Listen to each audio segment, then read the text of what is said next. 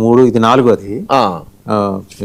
ఇవి సెన్సిటైజ్ చేయడానికి, పబ్లిక్ ని సెన్సిటైజ్ చేయడానికి సుప్రీంకోర్టు ఎంత ఎఫెక్టివ్ గా వర్డిక్ట్స్ ఇస్తుంది అని చెప్పడానికి కూడా మనం చూపించవచ్చు. ఇక నెక్స్ట్ కేసుకి వచ్చేప్పటికి సార్, డిజిటల్ నేరాల కట్టడికి సుప్రీంకోర్టు ఈ మధ్య ఆదేశాలు జారీ చేసింది. అవును, ఎందుకంటే ఈ పెరిగిపోతున్నాయి కదా. ఎవడో ఫోన్ చేస్తాడు, నేను supreme court chief justice, high court judge, మీ ఇంటికి వచ్చేస్తున్నావు, నువ్వు ఫలానా నేరంలో ఉన్నావు, బెదిరించేసి ఇట్లాంటి ఈ సైబర్ నేరగాళ్ళు. సో ఇదంతా డిజిటల్ నేరాల కిందకి వస్తుంది. ఏమని ఇచ్చింది సార్ ఆదేశాలు ఇందులో? ఇప్పుడు ఈ ఆదేశం చీఫ్ జస్టిస్ సూర్యకాంత్ గారు, జస్టిస్ జయమాల్యా బాగ్చి గారు, జస్టిస్ వి మోహన గారు, వీరు ఒక కీలకమైన ఆదేశాన్ని ఇచ్చారు. ఈ కీలకమైన ఆదేశాలు సైబర్ నేరాలకు సంబంధించింది, మ్యూల్ అకౌంట్లకు సంబంధించి, బ్యాంక్ ఖాతాలని ఎలా డీల్ చేయాలి, రిజర్వ్ బ్యాంక్ ఆఫ్ ఇండియా ఏం చేయాలి, ఒక స్టాండింగ్ ఆపరేటర్ ప్రొసీజర్ ఎలా తయారు చేయాలనేవి కొన్ని సూచనలు, అలానే కొన్ని ఇన్స్ట్రక్షన్స్ ఈ అన్ని రాష్ట్రాల కేంద్ర పాలిత పోలీసులకు, లా ఎన్ఫోర్స్మెంట్ ఏజెన్సీస్కి, ఆర్బీఐ రిజర్వ్ బ్యాంక్ ఆఫ్ ఇండియాకి, ఇతర ఆర్థిక వ్యవస్థలకి ఒక కీలకమైన ఆదేశాలు కల్పించింది. దీని సారాంశం ఏంటంటే, ఒకటి ముఖ్యంగా ఇలాంటి నేరాల నుంచి సామాన్యుల్ని రక్షించడం ఒకటి. రెండవది వచ్చి ఈ నేరాల్లో పోగొట్టుకున్న డబ్బుని తిరిగి వెంటనే బాధితులు పొందేటట్టు చేయడం ఒకటి. ఈ 2 మెయిన్ లక్ష్యాలుగా పెట్టుకుని ఇవి కొన్ని పాయింట్స్ చెప్పింది సుప్రీంకోర్టు. ఈ సుప్రీంకోర్టు చెప్పిన ప్రకారం ఏంటంటే, రాష్ట్రాల వారీగా బ్యాంకులలో ఎన్ని ఫిర్యాదులు వచ్చాయి, ఎన్ని ఫిర్యాదుల్ని ఎప్పటిలోపు పరిష్కరించారు అనే దాని మీద ఒక రిపోర్టు ఇవ్వాలి, స్టేటస్ రిపోర్ట్ తయారు చేసి ఇవ్వాలి అనేది చెప్పారు. ఇలా స్టేటస్ రిపోర్ట్ ఇవ్వడం వల్ల ఏమవుతుందంటే, ఇవ్వాలి అనే బాధ్యత ఉండటం వల్ల బ్యాంకులు కానీ పోలీసులు కానీ ఈ తొందరగా ఈ దర్యాప్తు చేసి తగిన చర్య తీసుకోవాలి అనేది వారి మీద ఒక బాధ్యతని ఫిక్స్ చేసినట్టు అవుతుంది. కాబట్టి బాధితులకు సత్వరమే ఒక న్యాయము లేదా సత్వరమే వారికి స్వాంతన చేకూర్చే అవకాశం ఉంది. ఇంకా రెండవ విషయం, ఫ్రీజ్ చేయబడ్డ ఖాతాలు ఉంటాయి. సపోజ్ మీ ఖాతా ఉంటుంది లేదా నా ఖాతా ఉంటుంది. నా ఖాతాలో ఎక్కడి నుంచి ఎవడో డబ్బులు వేస్తాడు. సపోజ్ ఒక 10,000 వేసాడు అనుకోండి. ఈ 10,000 వేస్తే నా ఖాతాలో 1,00,000 రూపాయలు ఉంటే 1,00,000 రూపాయలని ఫ్రీజ్ చేసేస్తున్నారు. రైట్. అక్కడ డిస్ప్యూటెడ్ అమౌంట్ ఎంత? 10,000. కానీ 1,00,000ని ఇది ఫ్రీజ్ చేసేస్తున్నారు. నేను అక్కడ ఏమవుతున్నాడు, ఊడిపోతుంది అన్నట్టుగా తయారవుతుంది. దీనిని కూడా ఫ్రీజ్ చేసినప్పుడు దీనికి సంబంధించిన సమస్య వెంటనే పరిష్కరించాలి. అలానే ఈ డిజిటల్ అరెస్ట్ స్కాముల్ని ఎలా నివారించాలి, మోసం చేసి తీసుకున్న డబ్బుని ఎలా తిరిగి పొందాలి అనే దాని మీద ఇంటర్ డిపార్ట్మెంటల్ కమిటీ, బ్యాంకులు, పోలీసులు వీళ్ళు సంప్రదింపులు జరిపి వీటి మీద సెమినార్లు అవి జరిపి కొన్ని ఫైండింగ్స్, వాళ్ళ సూచనలను కోర్టుకి సబ్మిట్ చేయమని చెప్పి కూడా కోరింది. అయితే ఈ టూకీగా మనం సారాంశాన్ని కనుక చూసేటట్టయితే, సుప్రీంకోర్టు సైబర్ మోసాలు, మ్యూల్ అకౌంట్లు, డబ్బు కోల్పోయిన బాధితులు న్యాయం చేకూర్చేయడానికి గాను ఒక పూర్తి యాక్షన్ ప్లాన్ని తయారు చేయటం, ఒక వ్యవస్థను తయారు చేయటం, అలానే ఈ చేసే ఈ చర్యలన్నీ కూడా ఒక నిర్ణీత ప్రకారంగా, నిర్ణీత కాలమానంలో జరిగేటట్టుగా చేయడం కోసం గాను ప్రత్యేక దృష్టి పెట్టాలని, గైడ్ లైన్స్ ఇవ్వాలని చేయడం ద్వారా ఈ డిజిటల్ నేరాలకు సంబంధించి ఒక కొత్త ముందడుగు పడిందని నేను భావిస్తున్నాను. ఇప్పుడు మనం ఫోన్ ఎవరికైనా రింగ్ చేసాం అనుకోండి, మనకు డైలర్ టోన్ వస్తుంటుంది. మీరు విన్నారో వినలేదో చూడండి. ఏం చెప్తూ ఉంటారు, మీకు ఎవరైనా ఫోన్ చేసి మిమ్మల్ని సిబిఐ పోలీస్ సూపరింటెండెంట్ మాట్లాడుతున్నాను, అరెస్ట్ చేస్తానంటే మీరు భయపడవాకండి అని చెప్పండి. వారు సైబర్ నేరగాళ్ళు కావచ్చు అంటున్నాడు ఆయన. కావచ్చు ఏంటండి, అది తప్పు కదా. వాళ్ళు సైబర్ నేరగాళ్ళు అని చెప్పాలి, వాళ్ళు సైబర్ నేరగాళ్లే అని చెప్పాలి. కావచ్చు, మేబీ అంటున్నాడు. ఆ ట్రాన్స్లేషన్ లోపాలండి, ఉత్తరాది నుంచి చూస్తుంటాయి. అది సరి అనువాదం ఖచ్చితంగా మీరు అన్నది కరెక్టే, సరి చేసి తీరాల్సిందే. ఇది ఇటీవల వచ్చిన ఆదేశం అండి, డిజిటల్. ఇది ఇటీవల వచ్చిన ఆదేశం. రీసెంట్ గా ఇది మొన్న వచ్చిన ఆదేశం ఇది, అండ్ అలాగే సార్ గురువారం భార్య తగిన కారణం లేకుండా విడిగా ఉండాలని డిమాండ్ చేయటం క్రూరత్వానికి సమానం. అవును, ఇది కూడా సంథింగ్ ఇంట్రెస్టింగ్. ఇది ఫ్యామిలీస్, ఫ్యామిలీ డిస్ప్యూట్స్ ఎదుర్కొంటున్న చాలా కుటుంబాలు ఇదే మెయిన్ ప్రాబ్లం ఉంటుంది.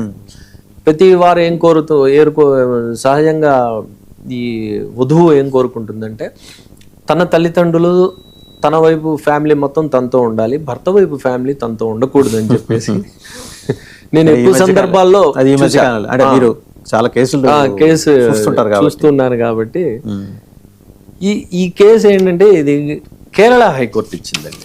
కేరళ హైకోర్టు, సుప్రీం కోర్టు కాదు. ఓకే, కానీ ఇది కూడా ఏంటంటే ఒక ల్యాండ్ మార్క్ జడ్జిమెంట్ కిందనే మనం భావించవచ్చు. ఈ ధర్మాసనం న్యాయమూర్తులు ఎవరంటే సతీష్ నీనన్ గారు, న్యాయమూర్తి పి కృష్ణకుమార్ గారు ఇచ్చిన జడ్జిమెంట్ కేరళ హైకోర్టు ఇచ్చింది. దీని సారాంశం ఏంటంటే ఈ కేసులో ఉన్న జంట మే 2015లో పెళ్లి చేసుకున్నారు. పెళ్లి చేసుకున్న తర్వాత ఈయన భర్త దుబాయ్లో ఉంటాడు, దుబాయ్లో పనిచేస్తూ ఉంటాడు.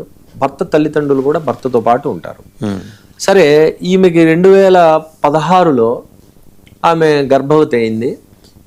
7వ నెలలో భార్య భర్తను వదిలి కేరళకు వచ్చేసింది. కేరళకు వచ్చేసిన తర్వాత భర్త ఎన్నిసార్లు ఆమెకు ఫోన్ చేసి అడిగినా ఆమె రాలా. ఈలోపు ఆమెకు ఒక ఆడపిల్ల కూడా పుట్టింది. ఫోన్ చేసి నువ్వు రా అని చెప్తే అక్కడి నుంచి ఆమె తన డిమాండ్స్ని మొదలుపెట్టింది. డబుల్ బెడ్రూమ్ ఫ్లాట్ కావాలని, అలానే మీ తల్లిదండ్రులు తోడుగా ఉండకూడదని, ఇలాంటి కొన్ని షరతులు పెట్టడం మొదలుపెట్టింది. ఈ షరతులు పెట్టడం ఇవి కూడా ఎలా జరిగింది, ఆమె నేరుగా చెప్పకుండా ఆమె ఆయన తమ్ముడితో సోదరుడితో చెప్పించింది, బావమరితో చెప్పించింది. సరే, ఇది చిలికి గాలివాన అయిన తర్వాత ఈ లోకల్ కోర్టులో కేసు జరిగింది. లోకల్ కోర్టులో ఈయన ఏం చేశాడంటే నా భార్య నా దగ్గరికి రావాలని చెప్పి ఈయన కేసు వేసాడు. ఈ లోకల్ కోర్టులో కేసు జరిగినప్పుడు ఈ కేసులో ఏమైందంటే ఆమె తప్పేమీ లేదు, భార్య తప్పేమీ లేదు, భర్తదే తప్పు అని కింద కోర్టులు నిర్ధారించాయి. ఓకే, జిల్లా కోర్టులు ఈ నిర్ధారించిన దాని మీదట ఈ కేసుని ఏం చేసిందంటే హైకోర్టుకి వెళ్ళింది. హైకోర్టుకి వెళ్ళినప్పుడు తగిన కారణం లేకుండా భర్త కుటుంబం నుండి విడిగా ఉండాలని డిమాండ్ చేయటము క్రూరత్వానికి సమానము అని హైకోర్టు తేల్చి చెప్పింది. తగిన కారణం ఉండాలి. ఏ కారణం లేకుండా ఆవిడకి ఉంది కదా కారణం, డబుల్ బెడ్రూమ్ ఫ్లాట్ తీసుకున్నాడు ఆయన. తీసుకున్న తర్వాత నెక్స్ట్ ఏం చెప్పుద్ది ఆమె, నీ తల్లిదండ్రులు నీతో పాటు ఉండకూడదు, నువ్వు నేనే ఉండాలి, వేరే ఎవరు ఉండకూడదు అనే మాట చెప్పుద్ది. ఎట్లా తల్లిదండ్రుల బాధ్యతని ఆయన ఎలా వదిలించేసుకుంటాడు? ఇప్పుడు అదే కదా. ఇప్పుడు ఈ మన గతంలో చూస్తే ఉమ్మడి కుటుంబాలు ఉండేవి, ఈ రోజు ఉమ్మడి కుటుంబాలు అనేవి లేవు. అన్ని న్యూక్లియర్ కుటుంబాలు అయిపోతున్నాయి. మళ్ళీ న్యూక్లియర్ కుటుంబాల్లో మళ్ళీ మ్యాక్రో ఏ విధంగా అంటే ఎవరు ఒకళ్ళని వాళ్ళు మాట్లాడుకునే పరిస్థితి లేదు. 24 గంటలు ఫోన్లలో ఉంటున్నారు. తిండి కూడా ఒక చోట కూర్చుని ఒకే సమయంలో తినే పరిస్థితి లేదు. ఇవన్నీ ఫ్యామిలీ సెటప్ అంతా విచ్ఛిన్నమయ్యే పరిస్థితి కనపడుతుంది. హైకోర్టు ఏం చెప్పింది సార్? హైకోర్టు ఏం చెప్పిందంటే ఒకటే చెప్పింది, ఈ విడిగా ఉండాలి, భర్త తరఫున తల్లిదండ్రులు కానీ ఎవరు ఉండకూడదు, తానే ఉండాలి అని భర్తని డిమాండ్ చేయటం, భర్త దగ్గరికి సంసారానికి రాకపోవటం, ఇది క్రూరత్వం కిందకే వస్తుంది. How did the high court define cruelty అనే దాన్ని ఎలా డిఫైన్ చేస్తుంది? ఇప్పుడు డైవర్స్ తీసుకోవడానికి ఒక అంశం క్రూయాలిటీ. క్రూయాలిటీకి సంబంధించి ఏ అంశాలు క్రూయాలిటీ కిందకు వస్తాయి అనేది పారామీటర్స్ ఉన్నాయి. ఇక్కడ ఈ క్రూయాలిటీ ఏంటంటే ఇది మానసిక పరమైన క్రూయాలిటీ. అదే ఈ ప్రశ్న ఈ జవాబు కోసమే. ఇది శారీరక మానసికంగా వేదన అనుభవించుంటాడు అతను. శరీరాన్ని చూసుకోవాలని ఉంటుంది, బిడ్డను చూసుకోవాలి, అవును, కనపడదు, లోపల స్ట్రెస్ పెరిగిపోతుంటుంది, యాంగ్జైటీ పెరుగుతుంది, తర్వాత రిపర్కషన్స్ ఎట్లా ఉంటాయి, ఆరోగ్యం దెబ్బతింటుంది. తర్వాత సమాజం కూడా అడుగుతూ ఉంటుంది, నీ భార్య రాలేదా, పిల్లలు రాలేదా అని. అదొక బాధ. ఇంకొక బాధ ఏంటంటే భార్య ఒక ఫ్యామిలీ సెటప్గా ఉంటే చక్కగా వండుకోవటం, తినటం ఇవన్నీ ఉంటాయి. ఇవి లేకుండా బయట తినడం వల్ల కూడా ఆరోగ్యం పాడే పరిస్థితులు ఉన్నాయి. ఇవన్నీ keeping all these points into consideration cruelty అన్నది క్రూయాలిటీ.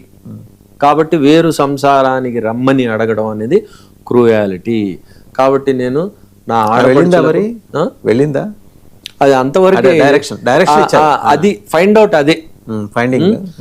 కాబట్టి నేను ఈమె ఇంకా ఏం చేసింది, పిల్లల నామకరణానికి కూడా భర్తకు చెప్పకుండా ఆమె పేరు పెట్టేసింది, ముహూర్తం కూడా ఆమె పెట్టుకుంది.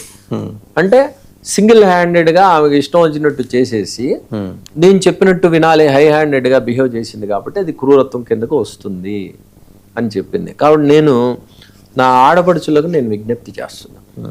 ఇప్పుడు మీ తల్లిదండ్రులు ఎలాంటి వాళ్ళు, భర్త తరఫున ఉన్న తల్లిదండ్రులు కూడా అలాంటి వాళ్ళే, వాళ్ళు అమ్మా నాన్నలే. కాబట్టి మీ తల్లిదండ్రుల్ని మీరు ఎలా ప్రేమగా అభిమానంగా చూడాలని భావిస్తారో, భర్త తరఫున ఉన్న తల్లిదండ్రుల్ని వాళ్ళ బంధువుల్ని కూడా ప్రేమగా అభిమానంగా చూస్తే సంసారాలు బాగుంటాయి, హ్యాపీగా ఉంటారు. వైద్యపరమైన, మానసిక, శారీరక బెటర్ సొసైటీ ఫార్మేషన్కి ఉంటుంది. నెక్స్ట్ కేసు సార్, ఇది చాలా ఇంపార్టెంట్ అండి. ఈ మధ్యకాలంలో చిన్నపిల్లలు ఎక్కువగా ఆంధ్రప్రదేశ్లో నేరాలకు పాల్పడుతున్నారు. చిన్న పిల్లలు 16 ఏళ్ళు 18 ఏళ్ళు. అవును. సో వాళ్ళు చిన్నపిల్లలు కదా, చూసి చూడనట్టు వదిలేయండి అని. ఏంటి చిన్న పిల్లలు చేస్తారు, తప్పుదిద్దాలి. సాయికృష్ణ చిన్నపిల్లాడే, శ్రీకాకుళంలో యాక్సిడెంట్ చేసిన ఆయన చిన్నపిల్లాడే. ఇంతమంది చిన్నపిల్లలు నేరాలు చేస్తుంటే వాళ్ళు హత్య కేసులు అంటే చెప్పేవాళ్ళ దృష్టిలో చిన్నపిల్లలు అండి. నేను ఐఎమ్ వెరీ స్పెసిఫిక్ అలా అనేవాళ్ళు. 16 నుంచి 18 ఏళ్ల పిల్లలు హత్య కేసులో నిందితులైతే వారిని పెద్దలుగా ట్రీట్ చేయాల్సిందే, అలా ట్రీట్ చేసి ట్రయల్ చేయాల్సిందే, జువెనల్ హోమ్స్ కాదు అవును అనే తీర్పు కూడా వచ్చినట్టుంది. అవును, తీర్పు వచ్చింది. ఇది స్టేట్ ఆఫ్ బీహార్కి సంబంధించింది. ఓకే. ఇందులో ఆ జువెనైల్ చిన్నపిల్లడు కాబట్టి అతని పేరు ఇవ్వరు, అది ఇవ్వకూడదు కాబట్టి ఇవ్వరు. ఈ justice JB Pardiwala, justice Ujjal Bhuyan గారు జూలై 21, 2026 ఇచ్చిన తీర్పు ఇది. మీరు చెప్పింది వాస్తవమే. ఈ రోజు వాళ్ళు అంటున్నారు వాళ్ళు చిన్నపిల్లలు వదిలేయాలని చెప్పి, నేను అనలేదు. మైనర్స్ ఎక్కువగా నేరాలు గ్యారెంటీ క్రైమ్స్. ఇప్పుడు ఆ సాయికృష్ణ కేసు చూశారు. అవును, అది నరికేసి గొడ్డలు వేసుకుని ఇన్స్టాగ్రామ్లో ఫోటో పెట్టాడు. అవును. దీనికి కారణం ఏంటంటే మత్తు పదార్థాలుగా అలవాటు పడిపోతున్నారు. ఇవి ఏదైనా కావచ్చు, గంజాయి కావచ్చు, మద్యం కావచ్చు. ఈ మద్యము, ఈ మత్తు పదార్థాలన్నీ మన భారతీయుల సంస్కృతి కాదు. ఇది విదేశీ సంస్కృతి. విదేశీయులు మన మీద తీసుకొచ్చే ఆ సంస్కృతిని పోయటం ద్వారా మొత్తం ఈ సోషల్ ఫ్యాబ్రిక్ దెబ్బతినే పరిస్థితి, ఇది తీవ్రం అవుతున్న పరిస్థితుల్లో ఇలాంటి ఒక తీర్పు రావడం అనేది ఒక ముఖ్యమైన విషయంగా మనం భావించవచ్చు. ఇది జువెనైల్ జస్టిస్ యాక్ట్ ప్రకారము హీనియస్ అఫెన్స్ అంటే ఘోరమైన నేరాలు. చంపటం, హత్య చేయటం ఘోరమైన నేరం, అత్యాచారం చేయటం ఘోరమైన నేరం. ఇలాంటి ఈ నేరాలు 16 నుంచి 18 ఏళ్ల మధ్యలో ఉన్న వయసులో ఉన్న పిల్లలు కనుక చేస్తే దీనికి సంబంధించి స్టాట్యుటరీ ప్రిలిమినరీ అసెస్మెంట్ తర్వాత వారిని పెద్దలుగా ట్రయల్ చేయవచ్చు. ఈ స్టాట్యుటరీ ప్రిలిమినరీ అసెస్మెంట్ అనేది ఇది మీకు జువెనైల్ జస్టిస్ యాక్ట్లో ఉంటుంది. ఇందులో ఏం చేస్తారంటే ఈ నిందితుడైన ఆ బాలుడిని 16 నుంచి 18 ఏళ్ళ ఈ గ్యాప్లో ఉన్న వారిని అసెస్మెంట్ చేస్తారు. ఎలా అసెస్మెంట్ చేస్తారంటే మానసికంగా కానివ్వండి, శారీరకంగా కానివ్వండి, ఈ అసెస్మెంట్ చేసి ఈయన తీవ్రమైన నేరం చేశాడు అని కనుక ఫైండ్ అవుట్ ఇస్తే దీనిని సామాన్యంగా పెద్దలు నేరం చేస్తే ఏ విధంగా కేసు దర్యాప్తు చేస్తారో, కేసు ట్రయల్ జరుగుతుందో అదే విధంగా చేయవచ్చు. ఇది ఇంపార్టెంట్ ఫైండింగ్. ఇది